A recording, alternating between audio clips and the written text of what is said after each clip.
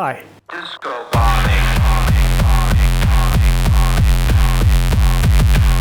Or maybe you like a little bit of...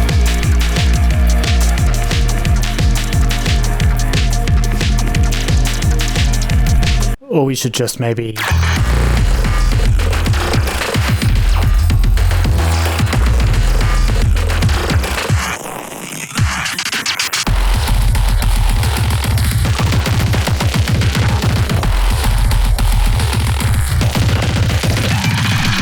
Hello again. It's been a while since I put up anything like this. This is my project, Percussive Maintenance. I've released it under the name Evtech, and it's an EP, 6-track EP that you can get as a cassette, actually, as well as just a digital download on Bandcamp. And there's a visualizer that I've put on YouTube already that goes along with it. I'm going to do 2 videos about how I made this project. In the first video, this one, I'm going to talk about how I did the music. And in the second video, I'm going to talk about, I'm going to run through how I did the visuals for this. Let's do the music first. So follow me to the music boxes. So the main kind of brain of the whole thing is the Electron Octatrack.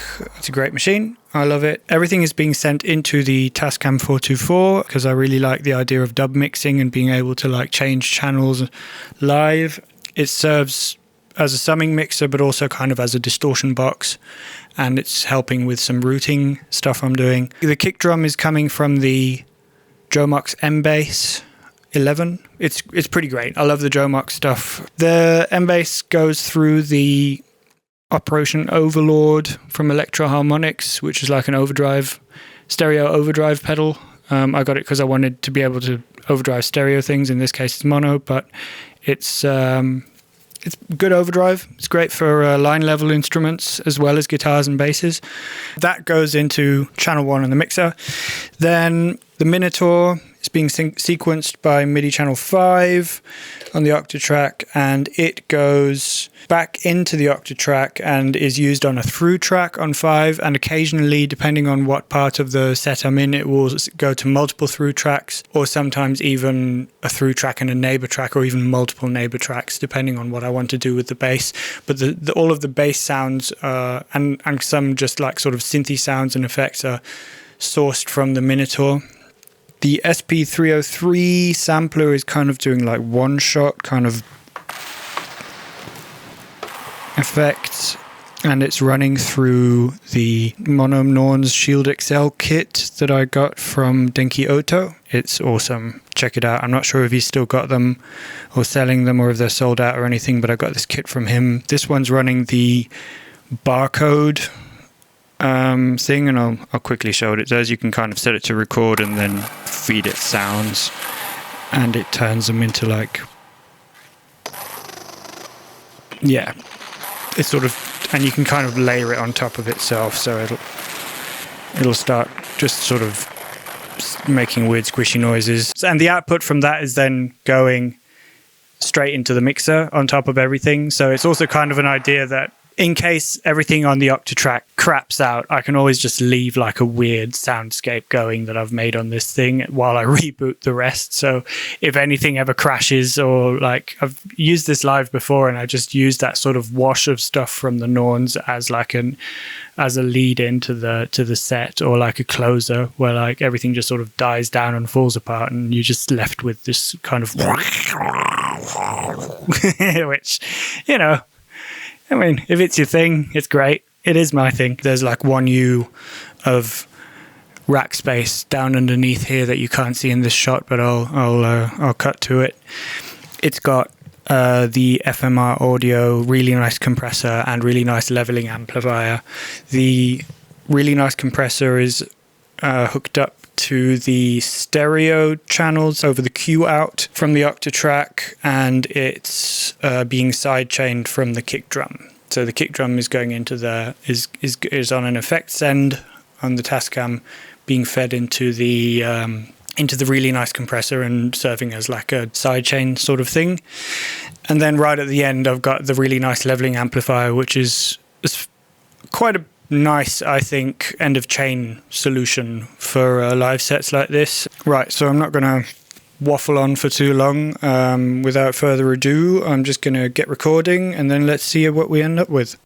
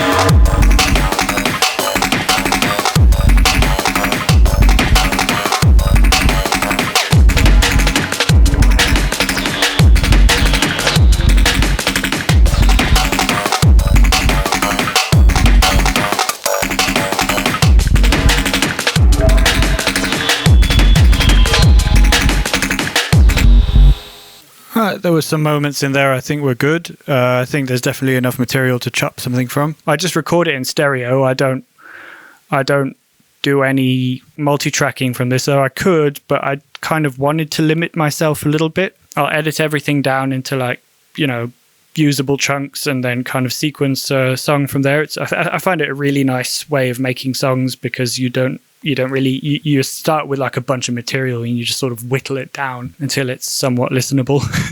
That's it for this. I'll show you how I do it in Ableton.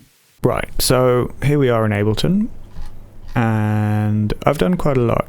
My initial plan going into this project was to go, all right, Evtech is going to be this sort of pure hardware thing where I just like edit jams down and do like a little bit of mastering and don't touch the mix at all. Yeah, I think I'd listened to like an interview with Surgeon. He works a lot with just stereo, doesn't stem everything out. So I thought I'd give that a go with this project. So what the recording I recorded into Ableton is just like stereo from the Tascam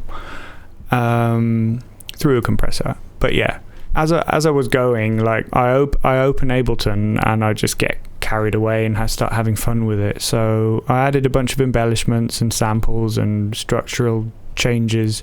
I'm happy with it. Maybe next round I will do less in post. Who knows? But for now I'm happy with the result. So yeah, this has turned into quite a bit of a crazy jungle jam. So here's a little bit.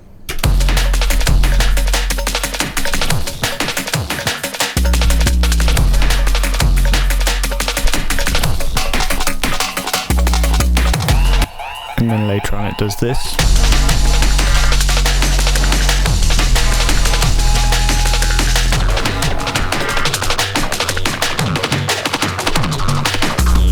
And right at the end it goes pretty hard.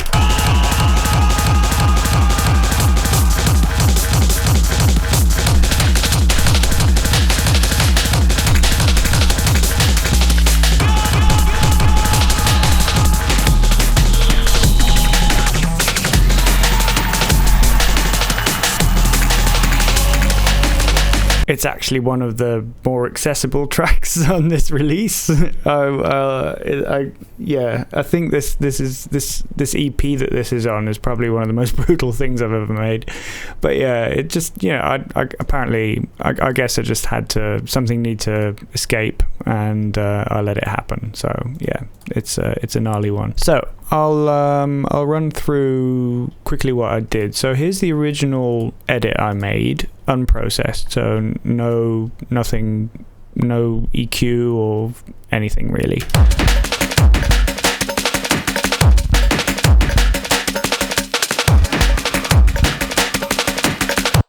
Yeah, after a bunch of tweaking, I kind of decided I wasn't entirely happy with the way the bass was sitting, and I ended up high passing this and layering a sub underneath, and that ended up sounding like this.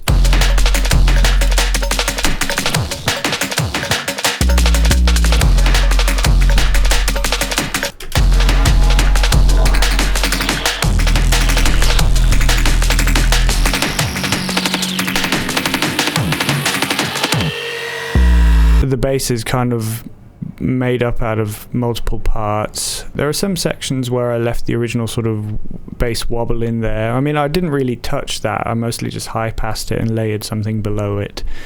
So I used this kind of sub-hit. Another little layer on top of that came from just like a weird sound design session I did. And a respace that I made using the Proteus 2000 with a bunch of like EQ and filtering. I high-passed it a little bit, scooped it a bit down here, then I added the comb filter with a bit of LFO, monoed the bass, brought down the width a little bit because it was, if I stick a corralometer on here, this is the, what is it? It's a free one. If I don't have that on, you can see it dips below 0 here a little bit, which is, negligible in some cases. At the end of the day, if it sounds good in mono, it's fine, but sometimes I just tend to like, at that point, if I see that happen, I can try and fix it, but I can also just bring the width down using a utility so it doesn't cross below 0 there. And then any phase cancellation up to that point, you just let it do what it needs to do and cancel out. But then you work on it from that point onward without it cancelling. I think that's a good way of going about it. And also mono the bass, always, on basses like this. Then I used amp, good old OTT, that was it really, on this Reese sound. I could do a whole video on the Proteus 2000. It sits here on the desk next to me, and I just love just going through it and making a bunch of crazy pads, and it's a bunch of 90s cheese in a box, but you can actually use it for pretty creative stuff as well, especially if you use an editor. Like I do, I use ProDatum. I'll show you real quick. ProDatum, there we go. Doesn't need to be installed, so yeah, this is what it looks like. Don't have it hooked up on the MIDI just now, but yeah, it's like a SysX editor for the Proteus 2000. It's really good and lets you really get in there, because these old 90s like 19-inch units are amazing sound wise, but I can't with my sort of contemporary brain handle working with that interface, so I need an editor. Anyway, onwards. The second kind of substantial thing I did was I layered a bunch of breaks. So there's an Amen, of course. I feel like it adds a lot of energy. The original, pretty nice. And then there's this one, which I think was from the Cold Cuts Kleptomania. It's all chopped up. And another one from Kleptomania is here. This one, yeah, I really like this one. And then I added a few little effects here and there, like just little fun things also from the, I think some of them are also from the Cold Cut sample CD.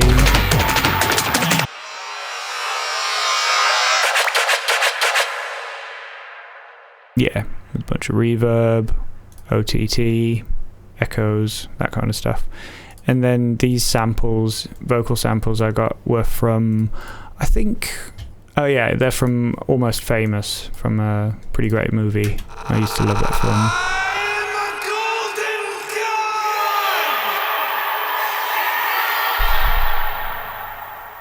And you can tell Rolling Stone magazine that my last words were... And then a whole bit of breaky stuff, and then... I'm on drugs!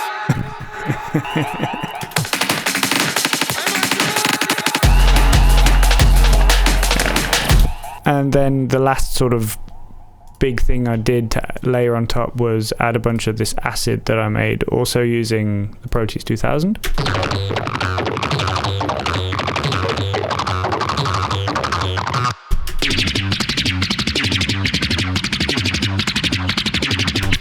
Yeah, it was a preset from the Beat Garden ROM, and I ran it through the Sherman filter bank and just tweaked it for hours. This is the original bit.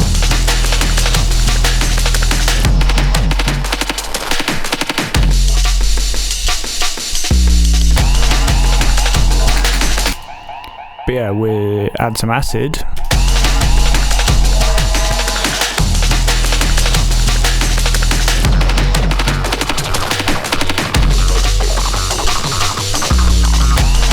Not too shabby. And then there's one more bit here, which was from, I occasionally do these sessions where I just record a whole bunch of just noise. In this case, I was at home on my laptop and I just was fucking around in Ableton with a bunch of LFOs, and I think it was Drift going into Raw and a bunch of other plugins, and just like LFOing the shit out of everything, and I just let it run for a while and recorded that.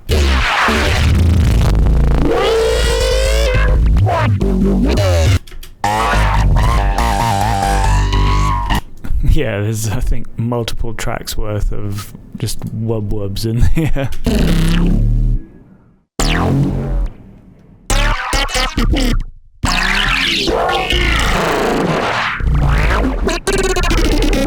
Yeah, I find it really nice to just sort of go into sort of just fun sound design mode and not worry too much about finishing a song or anything, just making noise, and then that often ends up in a folder, and I try to keep it sort of organized, so that when I'm, you know, working on a track like this, I can actually dig through these old recordings and go, oh yeah, that actually might work here, you know. So there's this whole bit here, for example.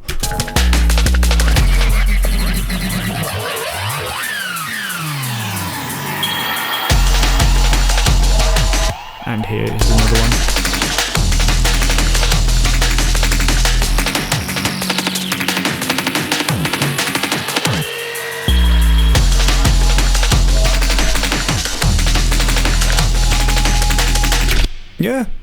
Yeah, that's it really. And I suppose besides that, I mean, yeah, I could have gone way further with it, but yeah, I was happy with how this felt. Even if I did end up adding a bunch of stuff, just the fact that I had this sort of original jam session that I could work from, it definitely helps with the whole sort of blank canvas issue where you just don't know where to start with something, because you've got something to work from. You're just remixing your own work, you know, kind of curating the best bits.